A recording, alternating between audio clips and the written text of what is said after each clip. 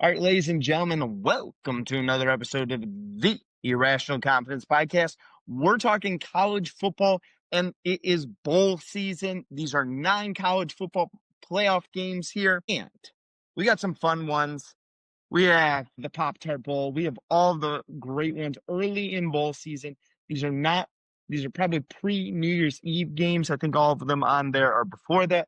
I'm joined by my co-hosts, Fresh, how you doing, buddy? That's doing great. Bowl season I hope the kids that are going embrace the fun of it. Bowl week used to be the big thing, but just like the 27th, 20th of December through New Year's Day, all the games happening. You turn on ESPN, you're sitting at home between Christmas and New Year's, you're just watching game after game after game on ESPN or ESPN2, and sprinkle in a game on Fox or CBS here and there. But bowl week was just so much fun.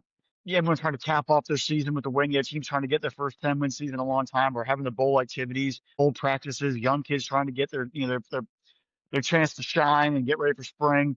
There's a cool reward, and now you kind of hope the teams embrace it, and the players embrace it, and they don't just feel, well, if we didn't qualify the playoff, it means nothing. So with these games, though, we do have some in name only. We have some really cool matchups right now. It's gonna be fun to go down memory lane, fun to sort of see how the teams prepare for these kind of games, and hopefully they embrace it as an experience and a learning opportunity and development chance, as opposed to just like a requirement they have to fulfill before they move into spring practice. All right, first, well, let's go to, this is December 27th. This is 11 a.m. kickoff. So you guys on the West Coast, you can roll out of bed at 8 a.m., throw this game on ESPN. It's the Pitt Panthers 8-4 against the East Carolina Pirates at 8-4 as well.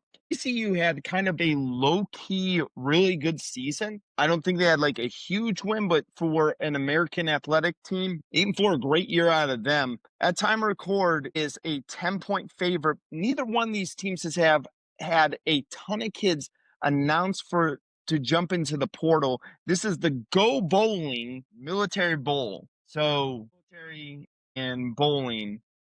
All right, cool. We'll do it.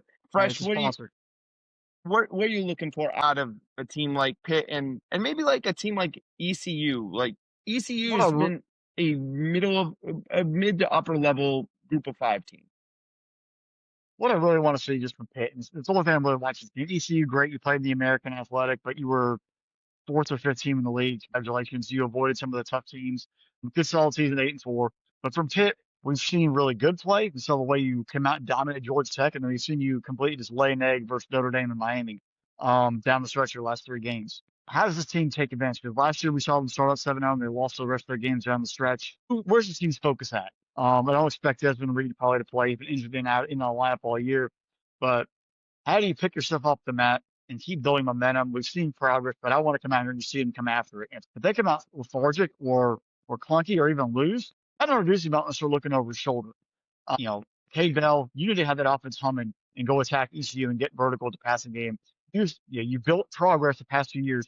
You got to finish this year on a high note and carry in next in 26, because if not, it's just gonna be more of a regime or a and Pat Narduzzi that the heat might start being turned up there in Pittsburgh. ECU, yard what you are. You've had some guys, it is what it is. But Pitt, I'm more watching what team shows up for the Panthers. Yeah, I'm intrigued to see where, I think both of these teams could end the year on a high note, and at one point or another, they could kind of look into 26 and say, well, why not us? Why not us?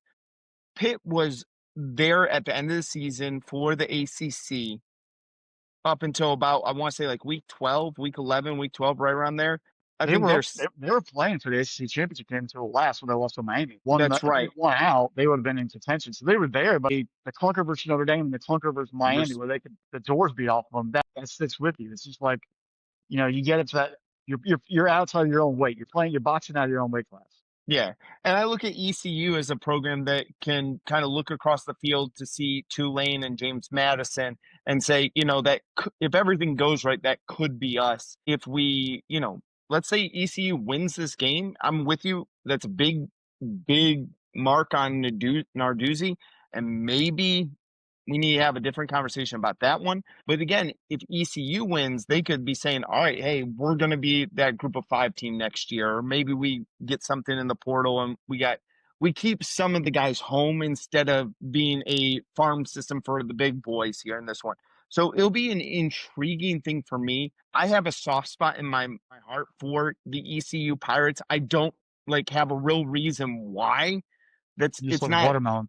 Yeah, exactly. It's a great watermelon. Bogue Sound watermelons are some of the best watermelon I've ever had, just a little bit south of where EC. But I just don't know. I've always had a soft spot for them there. I'll be intrigued to see how these two teams play because I think that both of them could use the win for a completely different reason and go into 26 with a little bit of momentum. Again, I do see that their ECU's quarterback has jumped into the portal. Hauser. Yeah. So we'll see. Pitt has more to gain from this game than ECU. Well, more to gain and more to lose. They could be it's up. All right, so let's go to our next game here, Fresh. This one is at high noon. It is the first annual Fraudville. The winner of this game will be crowned the brand new mayor of Fraudville for the bowl game there. It's going to be played at Yankee Stadium in the Bronx, New York.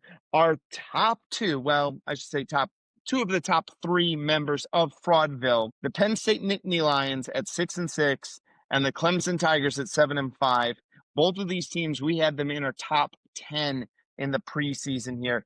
I have no idea who's playing in this game, who's not playing in this. I'm hoping Matt Campbell is there to kind of get a read for this team, but Penn State's in a whole heap, a lot of trouble. And again, Clemson's not in a great place either, Fresh. So I don't know. What you got for this one? I mean, it's just 2 playoff teams from last year, and they're playing in Yankee Stadium on December 27th the year after. It shows you got to show up on, paper's one thing, got to show up in real life every single game and get it done. I expect Clemson to be ready to play. I think Dabo somehow gets the guys motivated and they always show up, and they're coming up. He rallies the troops, he embraces it, whatever. And they're going to use this momentum like they did a couple of years back. They always finish up at Jacksonville, beat Kentucky. And then last year, spurring them forward to make a playoff run. So I could see them just really resetting and going forward. This Penn State team has been gutted. New Jim Knowles is gone. New head coach is there, and Matt Campbell is not going to be coaching. It's going to be about a bunch of GAs and some other staff members just kind of getting them through it. I can guarantee any high draft picks or either sitting one out or other premier players probably jump in the portal for Penn State.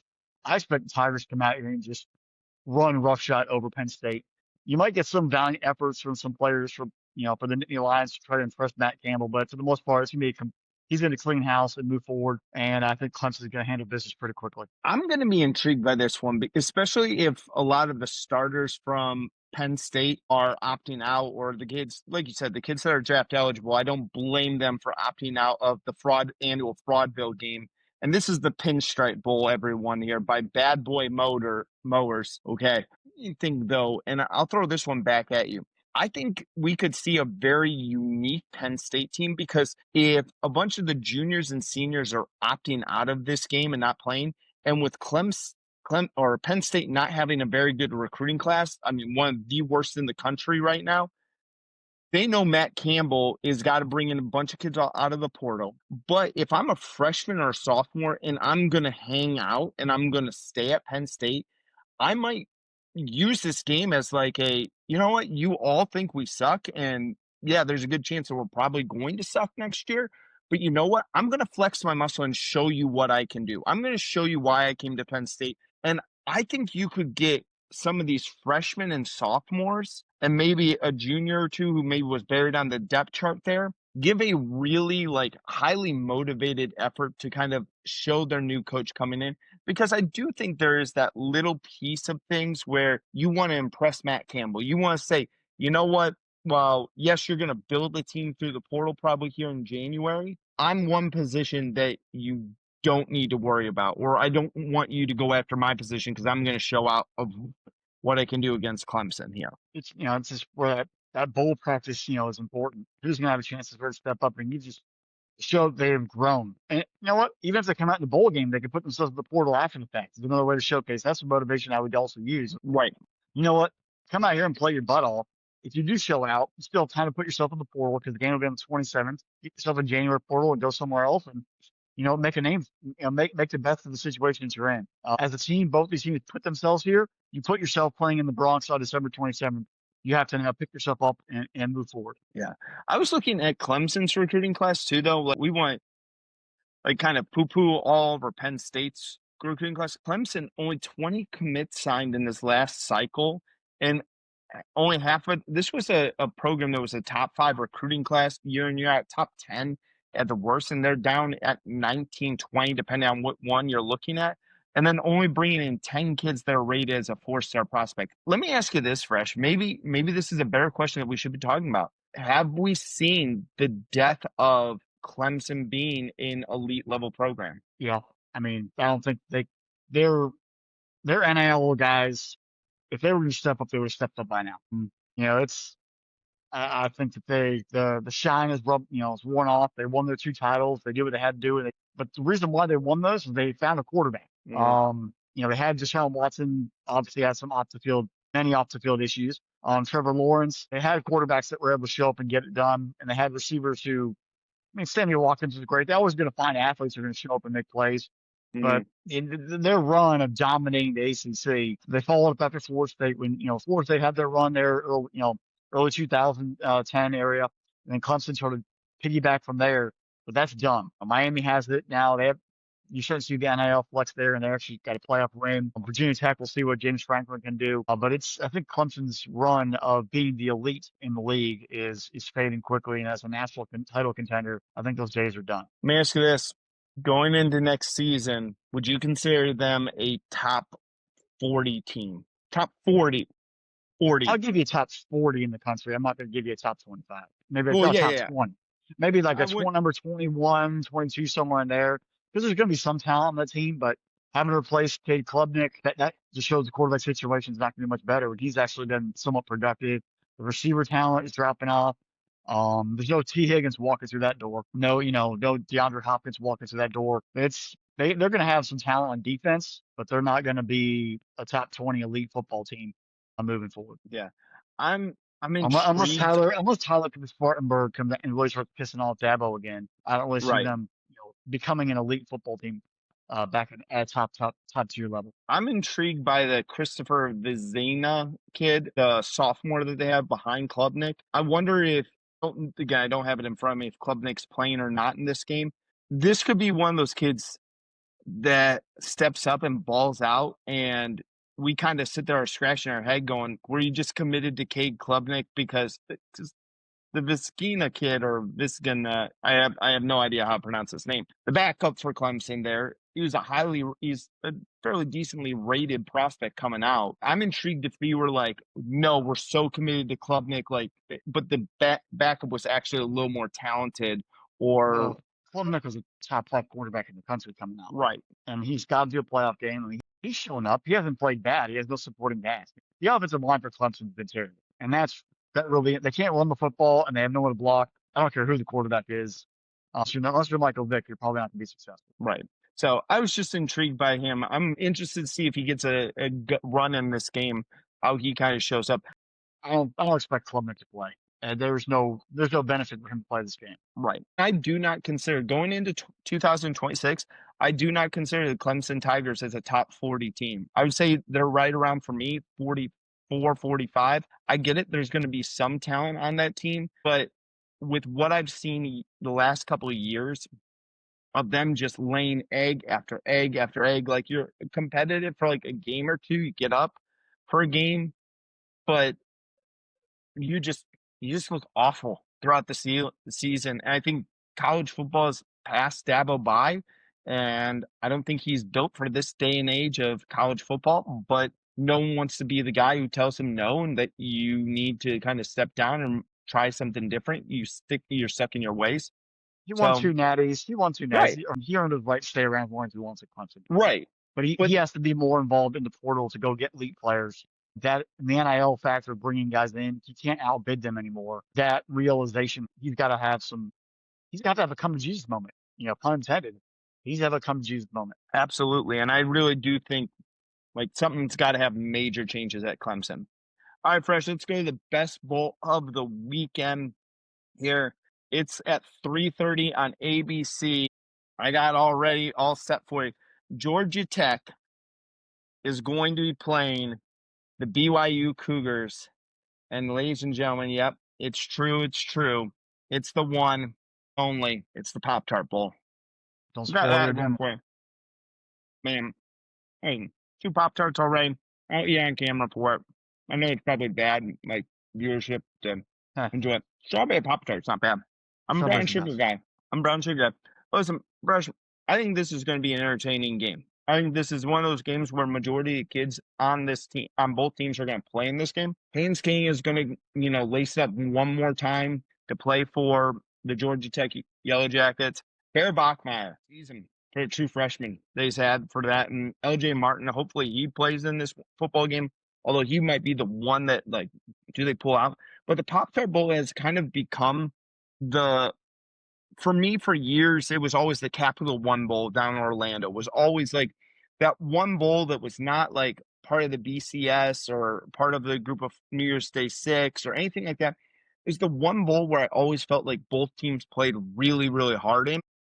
And I think the Pop-Tart Bowl has become that. I don't know if it's because whether or not you can eat the mascot. I don't know if it's because you want the trophy that's a toaster oven. This would be a little bit better if it was toasted.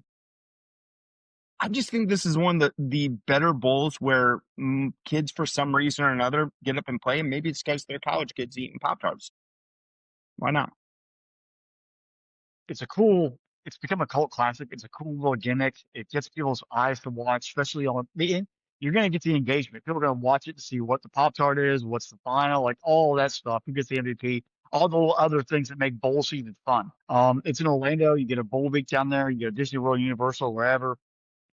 So there's so many schools from BYU. You're not in Provo, Utah right now. You're in Orlando, Florida. Actually, yeah, and then Georgia Tech, you get out of land, you come down, Florida for a couple of days, you do some extra recruiting. It's a cool little environment. It it just all works, and you're going to get 2 quality football teams playing here. Both have a lot of proof. The BYU being left out of the playoff. The last 2 times we've seen them play a ranked team, they've got the door. Well, the last 2 times we saw them play Texas Tech, they got the doors beat off of them. So Georgia Tech limped down the end of the year, losing in a Pitt and then getting beat by Georgia in old clean old fashioned hate. Which of these teams rises off the mat? Dust themselves off, has something to prove, be a little gritty. 2 throwback quarterbacks. Now we'll be interesting with Buster Faulkner and some players from some of that coaching staff and some players potentially hitting the portal and going to Florida or wherever out of Georgia Tech, not being part of bowl practice for them. Where's that impact come? How's the depth kind of tested from that aspect? And then BYU, you kept saying, well, like, hey, well, we should have been in the playoff. We should have been in the playoff. Well, here's your chance. Here's your chance. Can you come in here and show up and beat Georgia Tech? Can you beat one of the 3 best teams in the ACC, in my opinion? We're gonna find out. I think we're gonna see defense will be optional. We'll see a bunch of points. Then in the end, I'm going with Haynes King and the quarterback. Mm-hmm. He's gonna he knows he has no NFL career. He's not an NFL quarterback. Now in Canada, he could be in the CFL. He'd probably make a lot of money there and have a good career. This is that last chance to go out there and really show out. Bear Bachmeyer, you obviously you're young, you have a career ahead of you, but I think Haynes King's going to lay it on the line because you had a great season coming, and then the last 2 weeks of the year, last 2 games of the year, you kind of just lay eggs. I expect this to be like a 38-35. I expect Georgia Tech to win. They're going to come out and be ready to rock and roll and get it done in Haynes King's swan song. But it'll be a fun one, and Haynes King will be the MVP, and we'll get to see Brent Key host the toaster for the Yellow Jackets in Georgia Tech. Yeah. I could see Haynes King being that guy like 10 years from now, Fresh, that we see him as like a 3rd-string quarterback, like a practice squad emergency quarterback in the NFL. And we're like, oh, that's where Haynes King kind of wound up at. And he's just the guy because he does have some size at 6'3". The body's taken a lot of hits in his college career. Like he's had a fantastic college career and probably one of the more impressive, like 3 to 4 year runs as a college quarterback where you always thought he was a gamer. He was kind of gritty, all of those, adjectives we could use to describe him. I'm with you. I think Georgia Tech is really going to take this game seriously because I think Georgia Tech is still the team that kind of says we're waiting to break on through. I think for some reason or another, I don't truly understand being located in Atlanta, being a technical institution like Georgia Tech is, a very prestigious technical institution, and a place where if they ever kind of got everything in complete synergy, they could dominate the ACC. They could if they had their NIL deals of their collectives, everything like in lockstep. And I just feel like they have a lot of the pieces. That's why they're no longer a 6-6 team or 7-5 team. They're a 9-3 team, and they're playing teams 10 times tougher. I think their coach has a lot to do with that. But if they could ever just get everything in line together perfectly, I think they could be the next dynasty in the ACC. I think, I'm not gonna say dynasty, but they will be competing for a championship. And they'll be gritty. The guys they know what they're going to be. They're going to go to Georgia Tech. You're going to be gritty. You're going to be tough. You're going to fight. If you're a smart kid, you can have success there. They're a proud football program who's going to have a chance to become resurgent. It's not the Paul Johnson triple option stuff, and that gimmick nonsense offense they ran there with chop blocking people. This is a true, well, at least it has been. Now, how the offense goes forward without Buster Potter running Buster Potter and Haynes King leaving, and if he leaves in the quarterback spot, that's going to raise some questions. How do they take that next step? But this is a way to sort of cap the career for Haynes King and go out there on style, and also make a statement to recruits that we have a 10-win season here at in the flats, and we're ready to go forward. Yeah. One last question here before we move off of this game here, Fresh. Last 2 years, BYU has had two what we would consider very good seasons. Again, you got to remember expectations. And like, if I was a BYU Cougars fan, or if I was a fan of, I don't know, I'm trying to think, Iowa State or, one of the teams in the Midwest there, you think what they start last year, 9-0, and wound up losing down the stretch. This year they're 11-2. They're only they play for a Big 12 title game. It's hard because you want to say it's been rough because they've had those late season losses that have cost them spots in the college football playoff. But at the same time, too, every single year, they're not a powerhouse program. They're not an elite level program. If I was a Nebraska fan, I would be looking at I would kill for a BYU season. Like, I would be dying for a BYU season. What are your thoughts on like a program like that where you're just like, you're in that weird in-between area? Like, you're not trying to build yourself up, but then you're also not, you're just on the cusp of the outside looking in. I mean, let's just face it. If you're going there, you probably most likely have to become Mormon. Mm-hmm. And that requires a commitment that all players are going to make. I'm not sure you have to be Mormon, but you're going to be in that culture and that environment. That's a tough follow those rules. Playing. Well, there you go. So Retzlaff is Jewish and he's playing quarterback, but he still had to follow the rules in place at the university. So you still have a different standard to go there. It's tough to recruit to Provo, Utah. It's having to be in that culture. Like, is that something that you really are able to want to get into? So the Samoan, connection with Sataki is fantastic. And there are a lot of guys who are a little bit older and more mature. It's a different college lifestyle for a lot of guys. You come in there, most of these guys are already married with at least, one kid, and it's a much more mature football team, but maybe you're recruiting and you're bringing a different type of player. It's tough to compare to. I would actually put more BYU on a level of your focus maybe is more of like the military academies, like Air Force, Army, and Navy, where you're there for a higher purpose in most cases. Even though we do have a lot of NFL players that have come out of BYU and a lot of good quarterbacks, and Steve Young and Ty Detmer, etc. It's just a different vibe, I think. And unless you're going to get paid a solid amount of money to go to play at BYU, you're going to get guys who are going there for a larger calling than just the financial or the NFL aspect. And having to recruit a different type of player, and you have to be able to play in that grouping and make it work. Kudos to you if you're there at BYU and you're doing it for multiple reasons. But it's probably a tough sell, and you have to have the right man on that football team to be able to embrace all that and be prepared to be successful. Yeah, it's hard for me to kind of wrap my head around a program like BYU. Again, we're both fans of teams that are at the very top of the mountaintop. Like, you are the alpha of the alpha programs here in college football. And you look and the thing that always fascinates me with college football is that there's 29 or 131 teams 34. now. 134. And all 134 teams have fans that are as diehard and as passionate as we are for our own teams. And you see like how they feel about it. And then you see like the results that they're getting there. And I just kind of always wonder, like, do those fans have the mindset like we're good enough to compete for a national title when most fans from the outside looking in go, hey, yeah, you may make the playoffs. Like you're good enough to maybe make the playoffs someday, but I don't necessarily know. I don't think you'll ever be good enough to go on a 4-game run through a 12-team playoff to win the national title.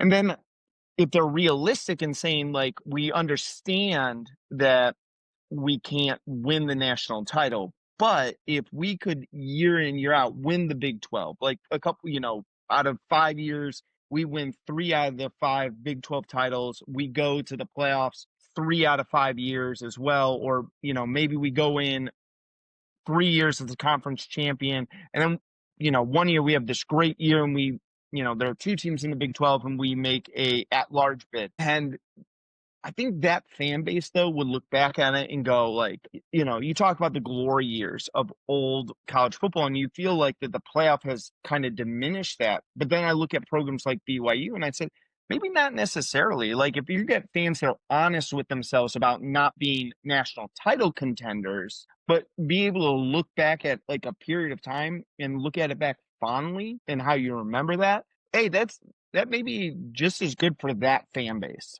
Like Iowa State last year, winning 10 games. First time they won 10 games in ever, I think. It was the greatest season of all time in Iowa State football history.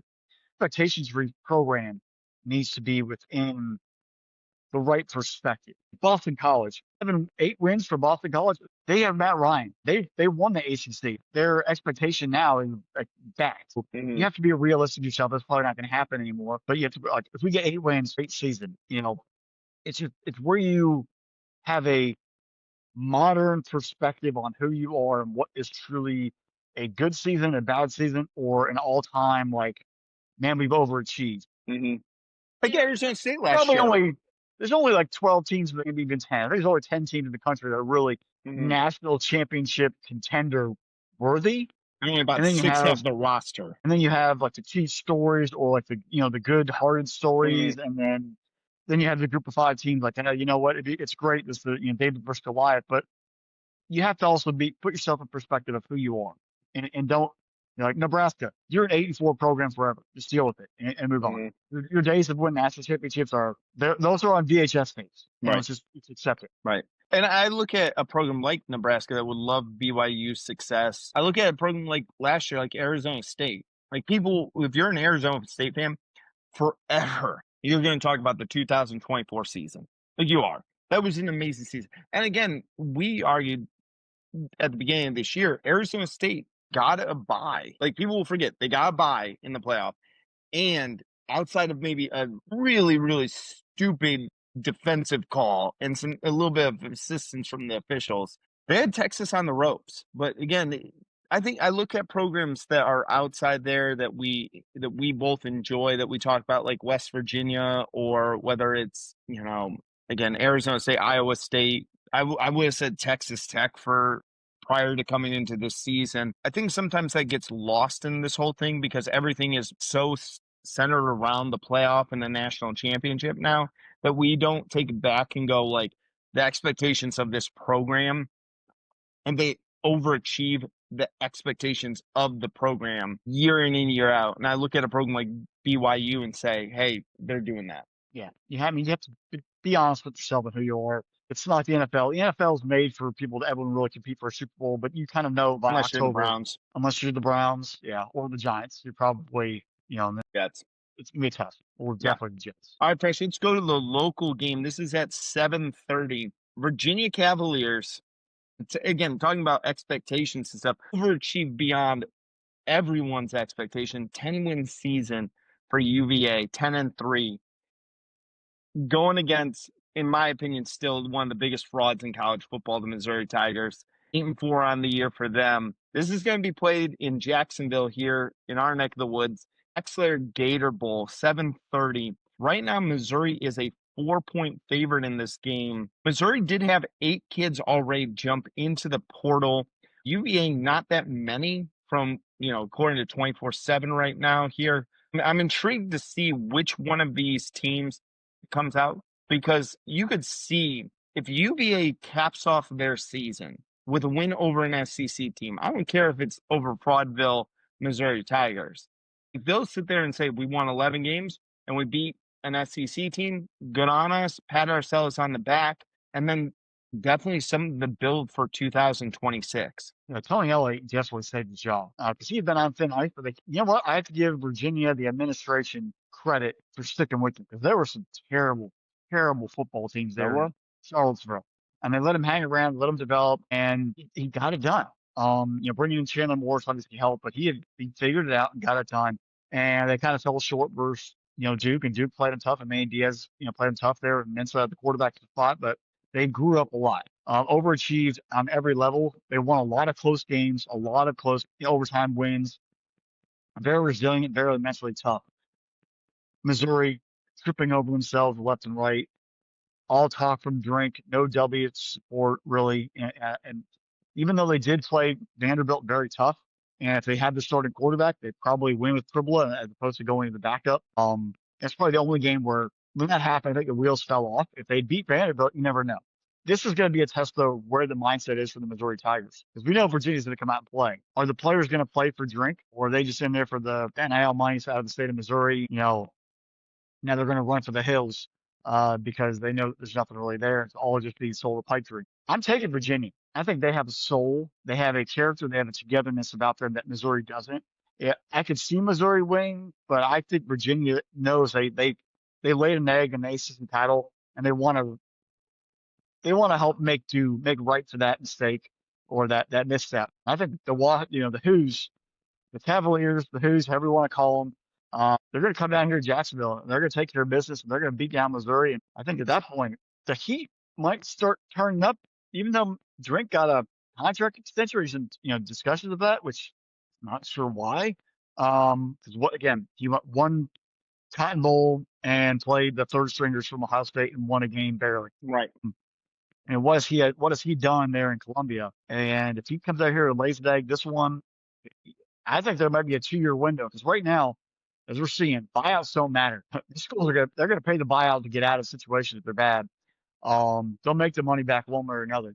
So if they come out here and lose, I think it's a 2-year warning for Drink, and you better win big, not just win, but win big to save your job. And you've got to sit in this home on Saturday night in the River City here to get it done. Because if you lose to Virginia, it could lead a string of departures to the portal and recruiting deficits starting to really mount across the board. Yeah, Fresh. There's a chance that at least I'll be at the game. We may be at this game here, enjoying that Saturday night there at the River City. You're shaking your head no. But question for you here, Fresh. Missouri beat one team this season that has 6 wins. Who is it? Kansas? Nope. Kansas is 5-7. Louisiana Raging Cajuns was the only team Missouri beat this season that won 6 or more games. That's it. And people wonder why I call Missouri a fraud all the time there with what they beat in the record as well. I think this game means so much more to Virginia. I think this game means the world to Virginia. I think Missouri has kind of phoned it all in. I know Drinkowitz's name has been thrown around with the Michigan job a little bit. I'd have a hard time seeing him leaving Missouri for it, but maybe. And again, by all means, go right ahead. Go right ahead, Ann Arbor. Hire Eli Drinkowitz for all you want, because I really don't think he's going to solve a bunch of problems there. I would say the same thing is true with Missouri on this. They are a program that doesn't have – I really would love to know what Missouri's expectations are as a fan base and what they expect to do in the SEC. Because to me, I look at them similar to how I would look at a team like Illinois, or a team like I would look at maybe like Kansas State or Houston along those lines. I look at them as a team that is going to be in the middle of their conference. They play maybe someone kind of tough, but for the most part, you're going to beat the teams that you should beat, that you schedule that don't have the talent with you. But then the minute someone has equal or better talent, they're going to beat you in the game. And I think that's what's happened with Missouri. For UVA, I just think that this is, like you said, you look for the stories of college football. We've had one of the most remarkable seasons that I can think of, probably all the way since 07. And I would make an argument, maybe that's an episode we need to do down the road, is the 2025 season crazier, more parody, or whatever you want to say, whatever context we want to put in. Was this season better than the 07 season? That's a conversation for another day. But UVA is one of those teams that could really say, like, hey, look, we kind of came out of nowhere. Everyone expected us to lose these football games. They expected us to fire our coach. And Virginia's really made a mark. The question is, can UVA continue it next season and say, like, all right, we had a great season in 25. What are we going to do for 26? Yeah, I think carrying it forward. Because look at SMU last year. They played for the ACC title. They got beat by Clemson. They got smoked by Penn State. And then this year they were kind of like, they were above. Even though they beat Miami, it was kind of like they were okay in their cap. But it was solid, but they weren't the same level like they were the year before. Can you really maintain that progress and that growth? And that's the biggest key we're going to see from Tony Elliott in Virginia on Saturday. Yeah. And the thing is, UVA is going to have to do it through the portal. They had the worst rated recruiting class in the ACC, which is really, really rough. So, all right, Fresh. College had their class in you. That's not good. All right, Fresh. So let's do one more here before we go. We'll save the later dates. Let's talk about this one just real quick, because I think that we could have maybe some intrigue in it. It's the Kinder's Texas Bowl, LSU versus Houston. Houston is the favorite in this football game. Is that weird to you at all? I'm not shocked by that, because who's actually going to play for LSU? Good point. There's a bunch of guys who hit the portal, or guys who are like, I'm going to go to the NFL. I'm going to opt out. They don't have to worry about impressing Lane Kiffin. And we're already seeing Lane Kiffin's going to bring in whoever he wants. There's rumors of Trinidad Chambliss from Ole Miss coming to LSU later on. What's the point? I think Houston has the motivation, and it's a home game, even though technically it's a home game for both, because Houston's a very strong kind of like LSU recruiting ground, and obviously Houston's right there. They actually might be a solid attendance for this game in the Texas Stadium.